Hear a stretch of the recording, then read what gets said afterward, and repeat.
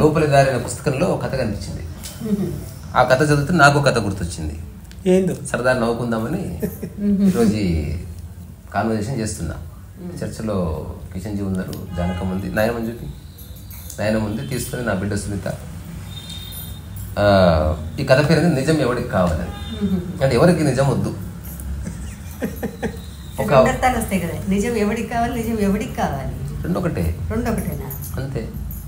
ఏదేమైనా వద్దు, నిజం ఏదైనా వద్దు అని దాని అర్థం. ఒక ఊర్లో ఒక మిమిక్రీ ఆర్టిస్ట్ ఉన్నాడంట. అతను చాలా సాధన చేసి గాడిద ఎలా అరుస్తుందో అలా అరవడం సాధన చేశాడు. అంటే పర్ఫెక్ట్గా అరుస్తాడు అనమాట.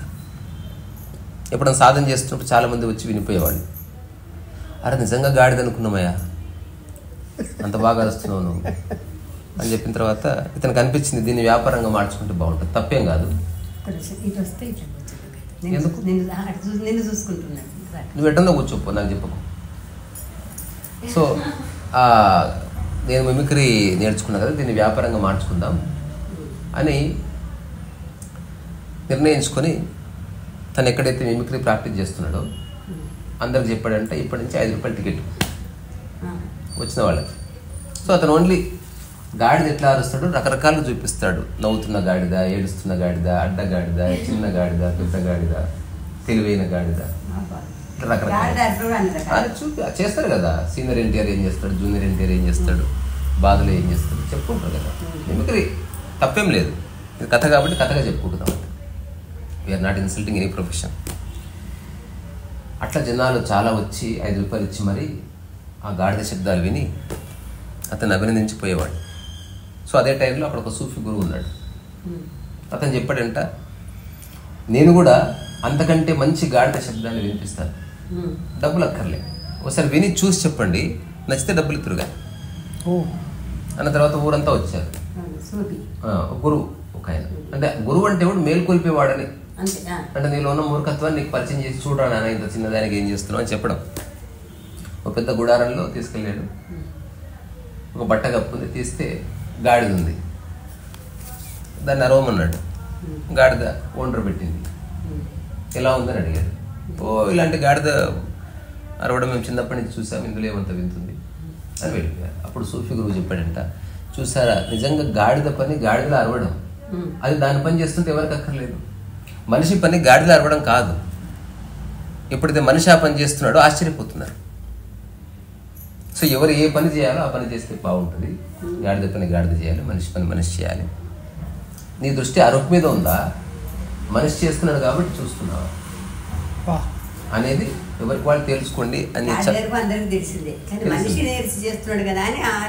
ఇప్పుడు పిట్ట కూస్తుంది ఎప్పుడు విన్నాం, మనిషి పిట్టలా కూస్తే అభినందిస్తాం, ఆ వీడియో వైరల్ అవుతుంది. పిట్ట కూస్తుంది ఎప్పుడు విన్నాం, వైలిన్ మీద ఎవడో పిట్ట శబ్దం వినిపిస్తే ఆశ్చర్యపోతాం. పిట్ట శబ్దమే, వైలిన్ మీద అయితే కుక్క నోరు పిట్ట నోటి ద్వారా అయితే ఏమిటి, మిమిక్రీ ఆర్టిస్ట్ అయితే ఏమిటి. అంటే సత్యాన్ని చూసినప్పుడు మూలాన్ని పట్టుకుంటావు.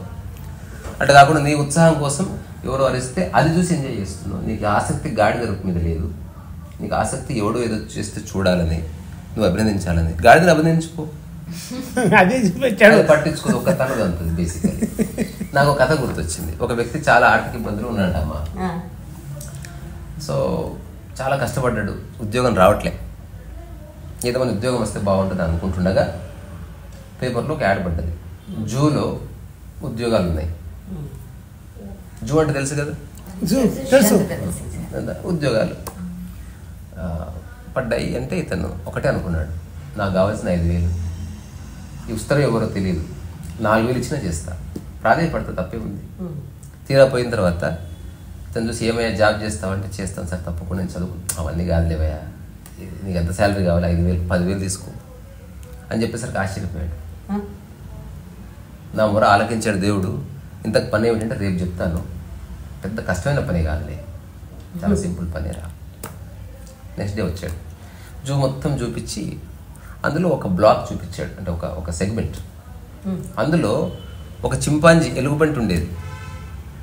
ఆ ఎలుగుబంటి చచ్చిపోయింది. సో ఆ ఎలుగుబంటికి చాలా ఆదరణ ఉంది, దాన్ని చూడడానికి తండోపతండాలుగా వస్తున్నారు. సో దానిలాగా నటించాలి. ఓకే, తెలిసిన విను. సో తండోపతండాలుగా వస్తున్నారు. ఇప్పుడు ఆ ఎలుగుబంటి లేని కారణంగా జూకి రష్ తగ్గింది. సో మేము ప్రకటన చేసాం, మళ్ళీ ఇంకో ఎలుగుబంటిని తీసుకొస్తున్నాం. అంటే రేపటి నుంచి ఎల్లుండి నుంచి జనాలు వస్తున్నారు అక్కడికి. సో రేపే ప్రదర్శన ఉంటుంది. అయితే ఎలుగుబంటి ఏం చేస్తుంది, మా దగ్గర వీడియోస్ ఉన్నాయి. నువ్వు జనాలు రంజింపజే, తెలివైన ఎలుగుబంటి ఇంతకుముందు ఉన్నది, నిజమైన ఎలుగుబంటి కానీ తెలివైనది.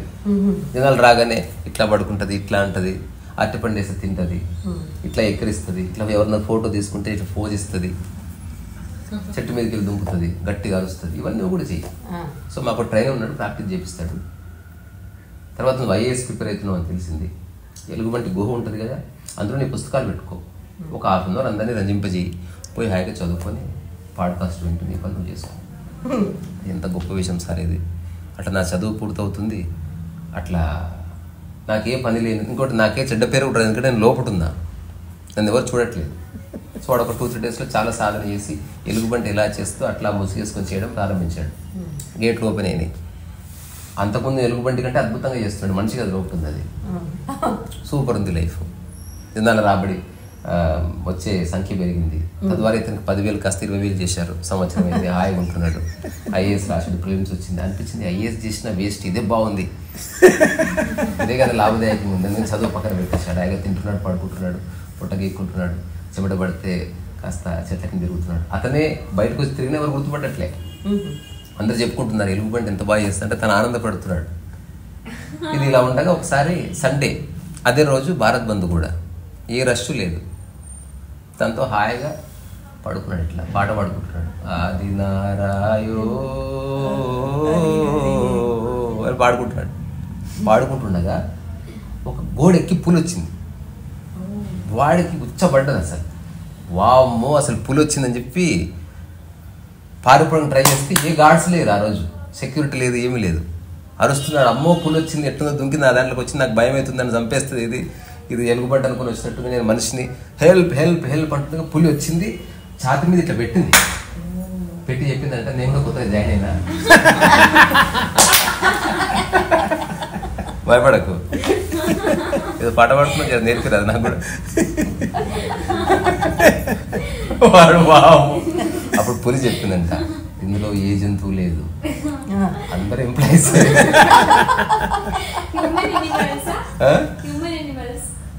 Human animals. ఓషో ఒక మాట అంటాడు అనమాట, అన్యాయంగా పోయి వస్తున్నాడు వీడికి, అమ్మాయి కాలింది ఇట్లా ఇప్పుడు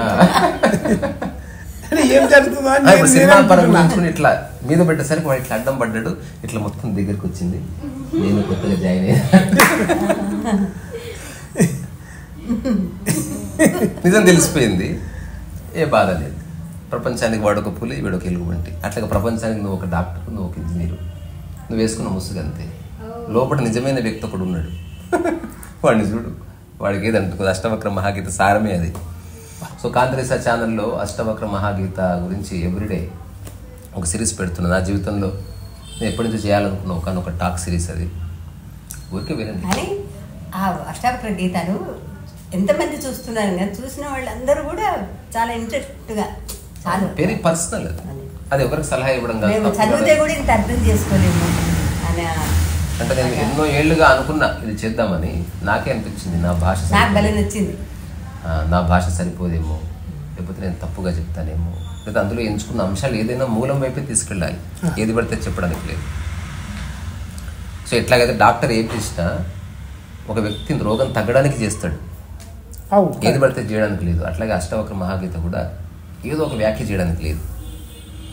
సో నీవు బయట ఏవేవైతే నీవు అనుకుంటున్నావో అవి నీవి కాదు, అవి నీవు కాదు, అవన్నీ వేరే వాళ్ళు నీకు వచ్చిన గుర్తింపులు. సో ఆ గుర్తింపుల నుంచి బయటపడి నీ నిజస్వరూపాన్ని తెలుసుకో. ఎవరు నీవు? నువ్వు నిరంజనునివి, నిరాకారునివి, నిరపేక్షుడివి. అంటే నీవు ఏ మరకలు అంటుకొని ఒక శుద్ధ చైతన్యానివి. అది ఎందుకు గుర్తిస్తలేవు? దాన్ని గుర్తించి దాన్ని పట్టుకో. మిగతావన్నీ వచ్చిపోయే వాటితో నీకేం పని లేదు. నువ్వు మేఘానివి కాదు, ఆకాశాన్ని గుర్తించు. నువ్వు అలవు కాదు, సముద్రాన్ని గుర్తించు. నువ్వు ఆలోచనవు కాదు, వీటన్నిటికీ అతీతంగా ఉన్న శుద్ధ చైతన్యం అని గుర్తించని చెప్పే ఒక అద్భుతమైన వ్యాఖ్య. సో ఈ కథ గుర్తొచ్చింది, నిజమే ఎవడికి కావాలి బోడీ అనేది పాయింట్. సో సో మళ్ళీ ఇంకో కథతో కలుసుకుందాం. సో ఇక్కడి నుంచి మీ అందరి ఓపికకి, మీలో ఉన్న వినే శక్తికి నేను శిరస్సు నుంచి నమస్కారం చేస్తున్నా. ఇష్టం ఉంటే యాక్సెప్ట్ చేయండి, లేకపోతే నేను ఫ్రీడమ్ ఇస్తున్నా. నేను రెస్పెక్ట్ ఇవ్వమని అడగట్లేదు ఎవరిని. నేను నమస్కరిస్తున్నా, నువ్వు నమస్కరించాలని రూల్ నేను చెప్తున్నాను. ఇష్టం ఉంటే వినలేకపోతే అంతే. అదే గౌరవం అండి. లిబరేషన్ అంటేనే అది. నేను ఎప్పుడైతే నేను నమస్కరిస్తే నువ్వు నమస్కరిస్తలేవు, బుద్ధి లేదా అన్నావు అనుకో, ఇరుక్కపోయింది వాడు నమస్కారంలో. వాడు నమస్కారం నిర్ణయిస్తలేదు నీ ప్రశాంతతని. వాడు నమస్కరించిన ఓకే, చెప్పు చూపించిన ఓకే, నాకు ఏది నాకు అంటుకోదని తెలుసుకున్నా.